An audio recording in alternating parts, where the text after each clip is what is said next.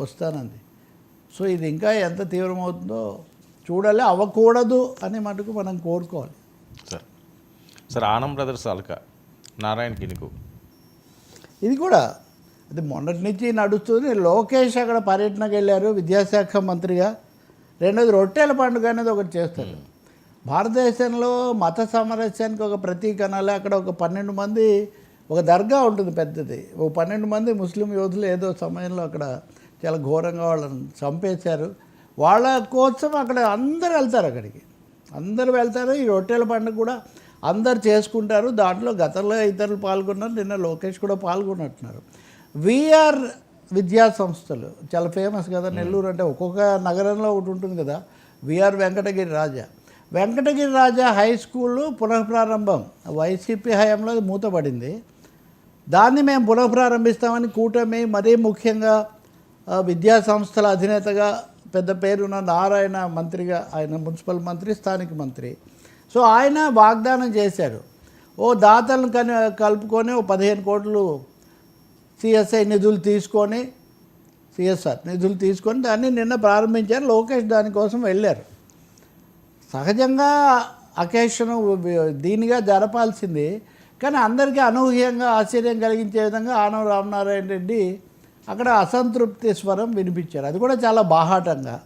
ఎవరూ లేనప్పుడు కాదు, లోకేష్ సమక్షంలో కాబోయే ముఖ్యమంత్రి దాదాపు ఇప్పుడు కూటమిని దాదాపు నడిపిస్తున్నాడని చెప్తున్న లోకేష్ సమక్షంలో అందరూ ఉన్నారు అక్కడ. వేమిరెడ్డి ప్రసాద్ ఈయన ఉన్నాడు, ఆ తర్వాత శ్రీధర్ రెడ్డి ఉన్నాడు, నారాయణ సహజంగా ఉన్నారు, ఇంకా ఇతర నాయకులు అందరూ ఉండగానే ఇది ఆయన మాట్లాడి ఏమంటే దీనికి కొంచెం కథ ఉంది. ఆనం బ్రదర్స్ దీనికి వాళ్ళు ట్రస్టీలుగా మేనేజింగ్ కమిటీలో ఉండేవాళ్ళు.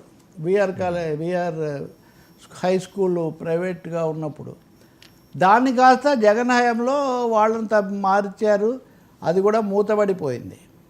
ఇప్పుడు ఈ స్కూల్ను పునఃప్రారంభించడం మంచిదే. కానీ దీనికి VR municipal corporation high school అని పెట్టారు.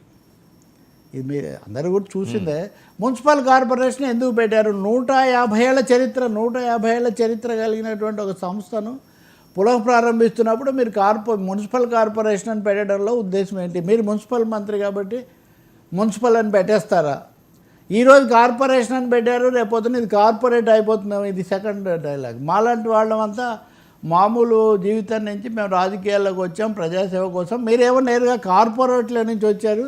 సో ఆ ఆనం కూడా వైసీపీలో ఉండి ఒక విధంగా జగన్ను కొద్దిగా గొప్ప విమర్శిస్తూ అసంతృప్తిగా ఉండి తర్వాత ఇటు వచ్చారు కదా. చాలా కాలం చివరిలో ఆ టికెట్ కన్ఫర్మేషన్ ఇవన్నీ కూడా జరిగాయి. మామూలుగా కూడా మనిషికి కొంచెం ఉన్నట్టు చెప్పే కొద్దిగా అసంతృప్తిని ప్రకటించే లక్షణం కూడా ఉంది. సో దాంతో ఒకసారిగా కూటమి నాయకులు, నెల్లూరులో ఉన్న నాయకులు కూడా కొంచెం ఉలిక్కిపడిన పరిస్థితి. నిజానికి నిన్న మధ్యాహ్నం వరకు ఇది నడిచింది. ఇది కూడా మళ్ళీ ఒక విధమైన డైవర్షన్ అన్నట్టుగా తయారైంది. ఆనం బ్రదర్స్ కూటమిలో తెలుగుదేశంలో వస్తున్న సమస్య అన్నది కాస్త సాయంత్రానికి ప్రసన్న వర్సెస్ ప్రశాంత్ రెడ్డి లాగా మారినటువంటి పరిస్థితి. మరి అంత మాట ఎందుకన్నారు? అంతకుముందే లోకేష్ వస్తారని, ప్రారంభిస్తారని, పేరు ఇలా మార్చారని ఇవన్నీ తెలియనివి కాదు కదా. అప్పటి వరకు రిజర్వ్ చేసుకున్నాడా తన అలకను? ఇది నారాయణ అయితే మాట్లాడలేదు. కానీ ఆయన ఇంకోటి కూడా అన్నారు, మేము అభివృద్ధి చేశాము, బాగానే ఉంది, ఇప్పుడు మమ్మల్ని పక్కన పెట్టారు, మీరు చేస్తూ ఉన్నారు, కానీ మమ్మల్ని తీసుకోకపోయినా పర్వాలేదు, దానికి ఉన్న చరిత్రను మీరు పాడు చేయకండి. వీళ్ళందరూ తలా ఒక స్కూల్ తీసుకొని అడాప్ట్ చేస్తున్నారు. నెల్లూరులో ఇందాక నేను అన్నట్టే చాలా భారీ పెద్దలు ఉన్నారు ఇక్కడంతా చదువుకున్న వాళ్ళు. వీళ్ళందరూ తలా ఒక స్కూల్ తీసుకుంటే చాలా బాగుంటుంది, లేకపోతే అంతా కార్పొరేట్ మయమైపోతుంది. ఇది ఒక విధంగా ఆంధ్రప్రదేశ్లో ఉన్న జనరల్ సమస్య. నాడు నేడని మేము చాలా అభివృద్ధి చేశామని జగన్ చెప్పారు.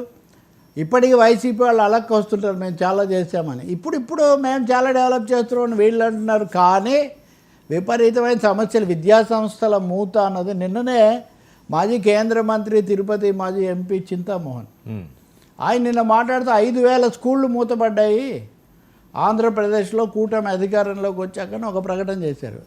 మరి స్కూళ్ళకి సంబంధించిన సమస్య ఒకటి, వీళ్ళిద్దరికి మధ్యలో ఉన్నటువంటి సమస్య ఒకటి. అంటే నారాయణ వైఖరితో ఆయన దాదాపు ఆయన సవాల్ చేయటమే కదా నెల్లూరు నడిబొడ్డున.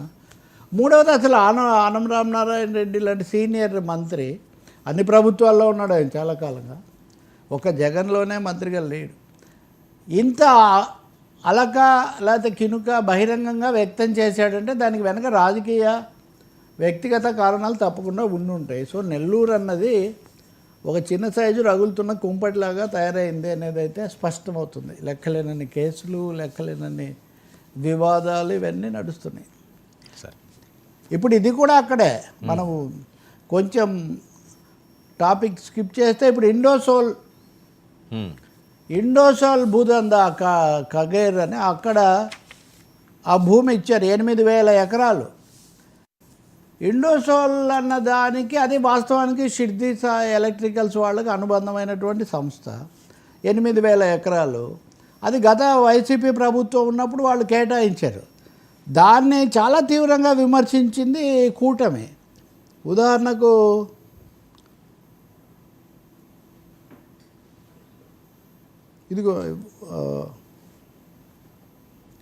ఇదిగోండి ఇండోసోల్ దందా. ఇది అప్పుడు మే 14